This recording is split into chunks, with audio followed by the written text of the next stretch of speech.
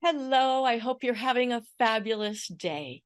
I come from a family where both my parents come from two different types of farming communities. And I got to grow up on their farms and with their animals and their crops and so forth. And there was so much to learn and it was so much fun and a lot of work and certainly things that you had to overlook. But one of the things I came away with is really learning how to select certain types of fruits and vegetables in the grocery store that are properly ripe and may actually have good flavor. A hard thing to find in America. And I notice people seem to struggle with citrus. So here's the keys. Citrus has an oil. So the outside should be shiny. It has dimples. These dimples will denote whether it's juicy or dry. The deeper, bigger the dimples are, the less chance it's going to be juicy.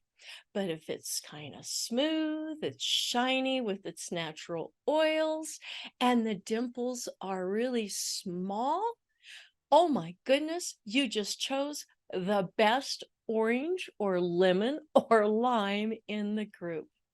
Now, there's another one I notice people have a lot of issues with, and that's watermelon. Well, I live in Colorado. They don't really grow watermelon here, so they have to bring it in. And unfortunately, a lot of the watermelon is going to be flavorless. It's going to be dried out on the outside. It's not going to be the one that you really want to choose. So these are the little tricks that I was taught. And that is you check the end of the stem. If it's still supple, you have a better chance. If it just pops right off and it's dry as can be, skip that watermelon. Now the next test is to thump it. That's right, you thump it with your finger, and it's going to give a sound, and it should be a nice, deep, hollow type sound. If it's a really high sound, it's going to be underripe. If it's not a thud that comes back right away with this nice, rich sound, then it's likely overripe. And this is how I choose my watermelons. And most all the time, I manage to get one that has flavor. Now, keep in mind, watermelons have a lot of sugar in them. It's not something you should eat a lot of, but boy, is it refreshing on a hot day. In fact, I remember 120 in the shade. What were people doing in Oklahoma? Sitting in the shade eating watermelon. And if you've never been to a watermelon bust, then you've really not lived.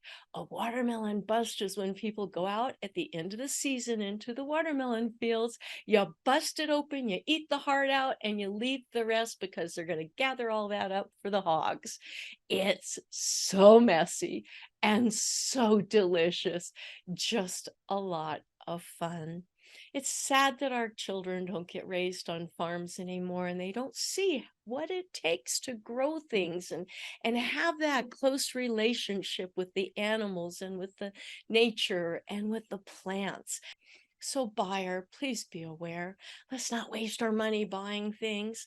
Let's make sure that we are buying what is the best for our bodies and what makes sense to do so. Don't settle for a watermelon where the end just crackles right off. It's not worth it. You're going to end up throwing it away anyway.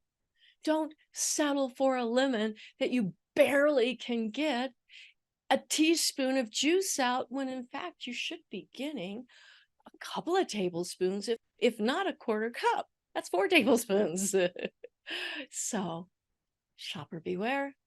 Be safe out there and learn how to choose your fruits and vegetables in a way that you get the most out of what you can get in this country.